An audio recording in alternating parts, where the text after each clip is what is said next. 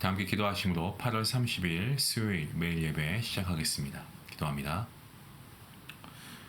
거룩하신 하나님 아버지 감사합니다. 오늘도 주님의 백성들 거룩한 주님의 말씀 앞에 나아갈 수 있도록 매일 예배를 통하여서 하나님께 은혜를 구할 수 있도록 함께해 주시니 감사합니다. 하나님, 지금 세상은 곳곳마다 폭우로 인해서, 또 어떤 곳은 폭염으로 인해서, 또한 자연재해를 인하여서 많은 피해가 있는 가운데 있습니다. 하나님, 정말 주님께서 우리 교회와 가정을 지켜주시고 보호해 주심에 감사합니다. 하지만 어떤 곳에서는 폭우로 인하여서 또 여러 가지 재앙으로 인하여서 어려움을 겪고 있사오니 하나님께서 흩어져 있는 주님의 백성들 가운데 함께 하시고 이들 가운데에도 참된 회복과 치유가 있도록 하나님 은혜 베풀어 주시옵소서. 우리의 피난처이시고 위로자이신 하나님, 오늘 우리가 드린 예배를 통하여서 우리의 삶을 다시 일으키시는 하나님의 은혜를 경험하게 하시고 말씀을 통하여서 정말 한 치 앞도 모르는 우리의 인생에 빛을 비춰주시옵소서. 하나님의 계획을 따라 믿음의 한 걸음을 뗄 수 있도록 하나님께서 우리에게 함께하여 주시고, 아버지, 특별히 성도들의 삶을 위해서 기도합니다. 하나님께서 우리 모든 중앙가족분들 한 분 한 분 가운데 함께하여 주시고 각자의 자리에서 아버지, 이 예배를 세우는데 부족함이 없도록 건강도 지켜주시고, 또한 질병에 걸린 자에게 주님 깨끗한 나음과 치유도 주님께서 허락하여 주시옵소서.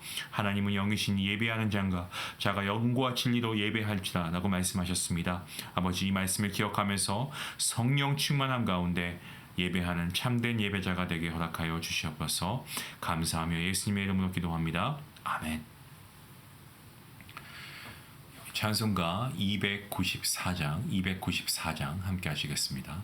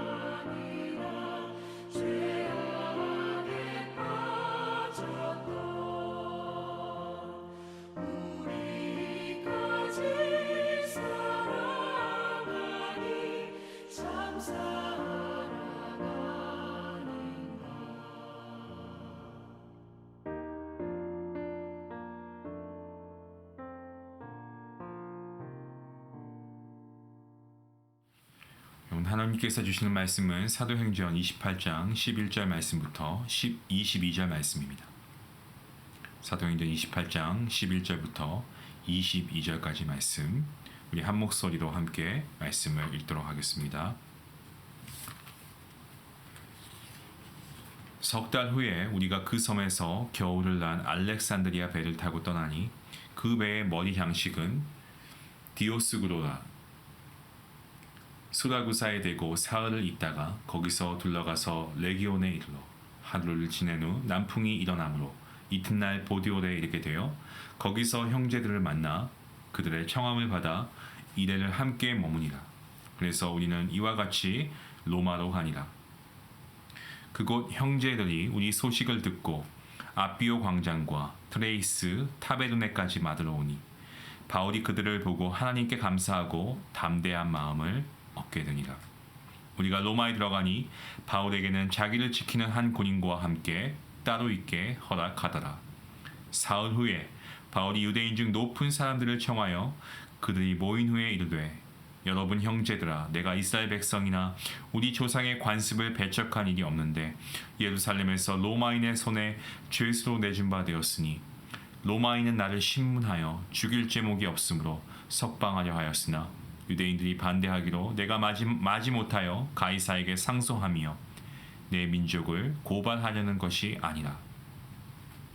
이러므로 너희를 보고 함께 이야기하려고 청하였으니 이스라엘의 소망으로 말미암아 내가 이 쇠사슬에 매인 바 되었노라.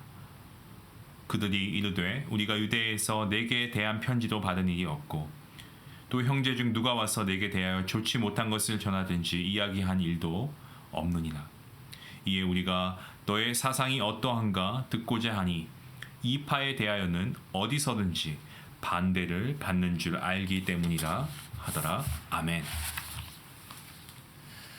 여러분, 특별한 사람은 특별한 일을 한다라고 보통 생각합니다. 그게 세상의 시각입니다. 때문에 특별한 일을 하지 않고 인생의 여느 사람과 다를 바 없이 평범하다라고 한다면 그런 사람은 별로 내세울 게 없는 게 아닌가, 그냥 보통 사람으로 삶을 사는 것이구나, 이렇게 생각하죠. 이렇게 볼 때 저와 여러분의 인생은 그렇게 특별하지가 않을 수도 있다라는 생각을 할 수도 있겠죠. 그냥 보통 사람으로 살아가고 있구나, 이렇게 생각할 수도 있습니다.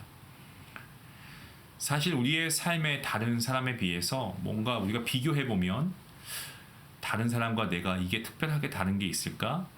우리가 생각해보면 그렇게 특별하다고 말할 수 있는 부분이 사실 그렇게 많은 것은 아닙니다. 이것은 신앙생활도 마찬가지입니다. 우리의 시각에는 신앙생활도 각기 다르게 보이는 경우가 많이 있습니다. 선교지에서 복음을 전하기 위해서 정말 그곳에 직접 가서 가족들과 함께 선교하는 선교사님들을 볼 때 나보다 특별한 그러한 믿음, 신앙생활을 하고 있는 것으로 우리가 생각되어집니다. 그리고 그러한 선교사님들에 비해서 나는 너무 게으르고 아무것도 하지 않은 존재로 여겨질 수도 있습니다. 때문에 그러한 것들로 인해서 부끄러워하고 또한 그런 사람들 앞에서는 뭔가 좀 기가 죽는 것 같은 그러한 느낌을 받을 때도 있을 것입니다. 그러한 선교사님들보다는 내가 믿음의 열정도 부족한 것 같고 좀 못하지 않나? 라는 느낌을 갖게 되는 그러한 경우죠. 이러한 시각으로 볼 때 사도 바울은 특별한 사람이 아닐 수 없었습니다. 그의 신앙의 여정은 분명 지금 우리와는 너무나 다른 특별한 것이기 때문에 그렇습니다. 우리가 겪지 않는 고통과 어려움을 겪기도 했고요. 우리는 행하지 못한 놀라운 기적들을 행하기도 한 바울이었습니다. 또한 많은 곳을 다니면서 복음을 전하고 그로 인해서 수많은 교회가 세워지기도 했습니다. 자, 그런데 그에 비해서 우리의 삶은 참 평범해 보입니다. 우리가 매주 복음을 전하는 것도 아니고 교회를 세우는 것도 아니고 매일 매순간 그냥 나에게 주어진 일을 하면서 살아가고 있는 우리의 모습이죠. 이러한 우리의 모습을 비춰볼 때 사도 바울은 분명히 좀 우리와는 달라 보이는 특별한 사람으로 비춰지는 것이 분명합니다. 하지만 여기서 우리가 생각해 보아야 할 것은 하나님의 기준으로 볼 때, 하나님의 기준으로 볼 때 그러한 시각은 잘못된 것이라는 거죠. 사도행전을 시작할 때 사도행전은 어떻습니까? 이 사도들의 업적을 소개하는 성경이 아니고요. 부활하신 예수님께서 세상에서 계속 다스리고 일하시는 현장을 보여주고 있는 것을 우리는 보게 됩니다. 사도, 그들은 단지 예수님의 일하심에 부름을 받아서 나온 존재일 뿐입니다. 그들이 가는 것, 행하는 것, 이 모두가 예수님에 의해 되어진 것들 아니겠습니까? 교회가 세워진 건 역시 예수님에 의해 되어진 것입니다. 이렇게 본다면 그들의 삶은 결코 우리보다 특별하다고만 할 수는 없습니다. 이것은 제가 그러한 사도들의 삶을 별것 아닌 것이다라고 제가 평가절하하는 것은 절대 아니고요. 사람을 보는 것이 아니고 배후에서 일하시는 하나님을 봐야 한다라는 그러한 의도에서 드리는 말씀입니다. 다시 말씀드리면 여러분의 삶은 여러분이 생각하는 것처럼 하찮다거나 별 볼 일 없는 그러한 것이 아니다라는 것을 제가 말씀을 드리고자 합니다. 우리는 이러한 것들을 사도 바울의 행적을 보면서 생각할 수 있습니다. 저희가 지금 보고 있는 사도행전 28장, 이 사도행전의 마지막입니다. 사도행전은 바울이 로마로 호송되어 가서 복음을 전하는 것으로 끝이 납니다. 그런데 그 결말이 우리가 생각하는 것처럼 사실 그렇게 대단하지가 않습니다. 다만 로마에 호송되어 가서 바울은 자신에 대해서 변명하고 오늘 우리가 보고 있는 이 말씀처럼 말입니다. 그리고 일자를 정해서 이 그들에게 바울이 복음을 증거하였다는 것으로 맞춰진다는 거죠. 바울이 로마에 가게 된 것은 바울이 원했던 겁니다. 또한 하나님의 뜻 역시 바울을 로마로 가게 해서 복음을 전하게 하는 것이었습니다. 그토록 원하고 원하던 로마에 갔으면 그곳에서 복음을 전했을 때 뭔가 굉장한 결과가 일어나야 하는 것이, 그게 바로 우리가 기대하는 것이 아니었겠습니까? 하나님께서 뜻하시고 풍랑 속에서도 바울을 살리신 것이 로마로 가게 하기 위한 그런 뜻을 이루시기 위해서였습니다. 이처럼 풍랑 속에서도 바울을 살리신 것이 로마로 가게 하기 위한 것이었다면 로마에서 정말 큰 성과를 이루어내는 것이 우리의 생각에 맞는 결과가 아니냐는 겁니다. 그런데 로마에서 복음을 전한 결과가 무엇입니까? 내일 본문에 나옵니다마는 24절과 25절 말씀을 보시면 아시겠지만 그토록 원하고 모진 고초를 겪으면서 죄수가 되기까지 해서 오게 된 로마인데 그곳에서 복음을 전했을 때 수많은 사람들이 예수님을 믿고 회개하는 굉장한 일이 일어난 것이 아니고 그저 믿는 사람도 있고 믿지 않는 사람도 있다라는 것으로 끝을 맺고 있습니다. 결국 그렇게 고생해서 로마까지 가서 되어진 일이 과연 무엇입니까? 듣기는 들어도 깨닫지 못하고 보기는 보아도 알지 못한다. 결국 이러한 결과 그 외엔 다른 것이 없지 않습니까? 결국 이 일을 위해 사도 바울이 수많은 고생을 하면서 로마에까지 온 겁니다. 더군다나 사도행전에는 이 바울이 로마 황제 앞에서 복음을 전하는 내용이 없습니다. 바울은 죄수의 신분이 되어서 로마 황제 앞에서 신문을 받게 되어 있었습니다. 이러한 바울에게 우리는 무엇을 기대하겠습니까? 바울이 로마 황제 앞에 신문 받을 때 이 복음을 전해서 황제가 예수님을 믿던가 아니면 장렬하게 순교하는 그러한 장면을 기대할 수 있지 않았을까요? 자, 그런데 정작 성경은 바울이 가이사를 만나는 얘기 자체를 언급하지 않습니다. 바울의 인생을 보면 우리가 볼 때에는 분명히 뭔가 특별한 것이 있습니다. 예수님을 만난 것도 그렇고요. 기적을 행하는 것도 그렇습니다. 하지만 어떻게 예수님을 만났든 이 바울이나 우리나 예수님을 만난 것은 이건 동일한 것 아닙니까? 그런데 뭔가 다른 방법, 특별해 보이는 방법으로 예수님을 만났다고 해서 그래서 바울이 특별하다라고 말한다면 그것은 예수님을 만난 것에 대한 관심보다는 어떠한 방법이나 체험에 관심을 두는 것에 지나지 않습니다. 다시 말씀드리지만 어떻게 만났든 중요한 것은 예수님을 만났다는 것이고 예수님을 우리가 구주로 영접하고 예수님을 믿는 자로 산다는 거죠. 예수님을 만났고 믿는다는 것이 이게 특별한 것이고 기적인 것이지 바울이 하늘에서 예수님의 음성을 들었다는 것이 특별한 것은 아니라는 겁니다. 또한 사도 바울이 우리가 보기에 많은 일을 한 것이 맞습니다. 우리가 사도행전을 보면서 이러한 것들을 쭉 보아왔습니다. 기적을 행하기도 했고 지난 시간에 말씀드린 것처럼 뱀에게 물려도 죽지 않는 기적을 보이기도 했습니다. 하지만 이 모든 것은요, 우리가 분명히 알지 않습니까? 바울의 능력이 아닙니다. 하나님께서 바울을 통해서 나타내신 하나님의 뜻이고 하나님의 역사하심일 뿐입니다. 풍랑에서도 죽지 않고 산 것조차 바울의 능력이 아니고 바울에게 주어진 하나님의 뜻을 이루시기 위한 하나님의 인도하심이었고 하나님의 구원의 손길이었습니다. 하지만 바울이 특별한 것이 아니고 배후에서 일하신 하나님이 특별하신 분인 것입니다. 하나님이 하고자 하시면 여러분을 세워서도 그와 같은 능력을 보이실 수 있습니다. 하지만 여러분에게는 여러분대로 주어진 역할이 있습니다. 그 역할을 성실하게 사는 것이 그것이 바로 여러분의 본분인 것입니다. 하나님께서는 여러분께 특별한 결과를 원하시지 않습니다. 하지만 사실 성도의 삶에는 특별한 결과가 없습니다. 다만 우리의 시각이 특별하게 보일 뿐입니다. 결과가 각기 다르게 보이는 것은 단지 주어진 역할이 다르기 때문입니다. 이 점을 우리가 이해하지 못하면 여러분의 신앙은 나약해질 수밖에 없습니다. 다시 말씀드립니다.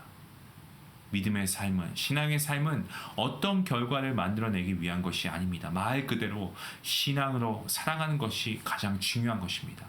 믿음을 가지고 살아가는 것이 중요한 것입니다. 때문에 젊은 사람이든 나이가 든 사람이든 결코 다르지 않습니다.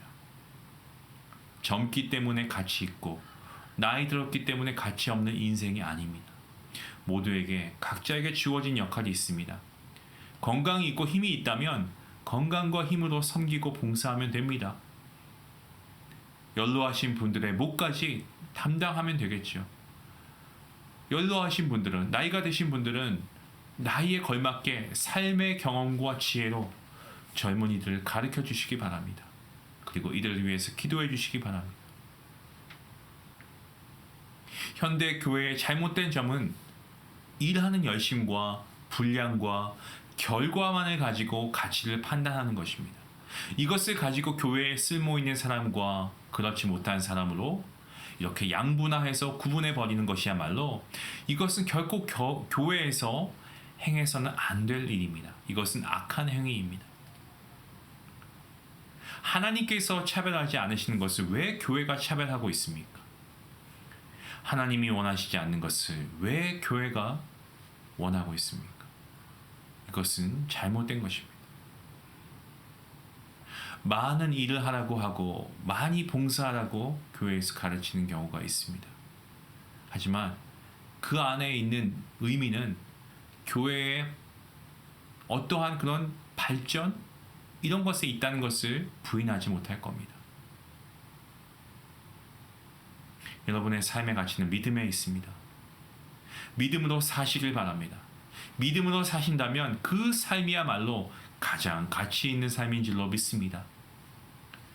믿음으로 살았는데 아무런 결과가 없습니다. 라는 말을 하지 마시기 바랍니다. 결과는 여러분께 달린 것이 아니고 하나님께서 하실 문제이기 때문에 그렇습니다. 또한 하나님께서 원하시는 결과는 많은 사람이 예수님을 믿는 것에만 있는 것이 아니고 오늘 본문 말씀처럼 들어도 듣지 못하고 보아도 보지 못하는 세상의 어두움의 상태를 나타내시는 것도 있다라는 것을 우리가 알게 됩니다.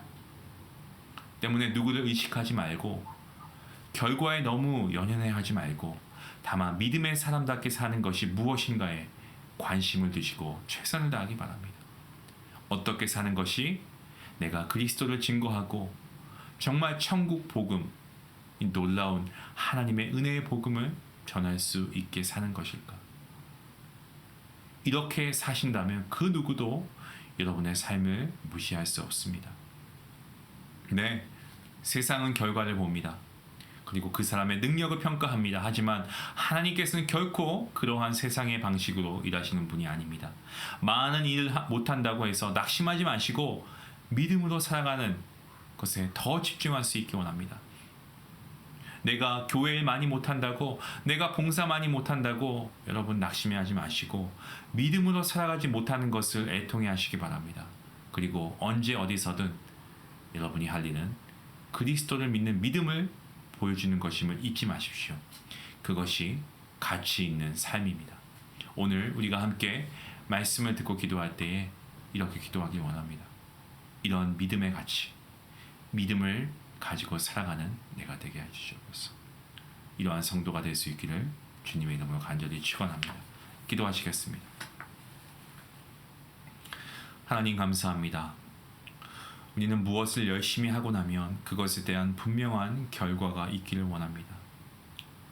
그것이 없을 때는 우리는 좌절하기도 하고 실망하기도 하고 당황스러워하면서 다시는 내가 이렇게 할 필요가 없겠구나, 아무런 결과가 없으니까 라고 우리가 포기하는 마음을 가질 때도 있습니다. 하지만 하나님, 이 모든 것이 세상의 이치가 아니겠습니까? 하지만 우리는 세상에 속했지만 세상 사람이 아니고 하나님의 은혜로 구원받은 하나님의 백성 아니겠습니까? 그렇다면 우리가 이제는 우리의 영적인 눈을, 우리의 시선을, 우리의 모든 사고방식을 통째로 바꾸어서 우리가 하나님을 바라보고 우리가 천국의 시민권을 가진 자로서 하나님의 구원받은 주님의 백성으로서 이제는 다른 시각으로 우리가 나아갈 수 있기 원합니다. 오늘 본문은 우리에게 분명한 것을 가르쳐주고 있습니다.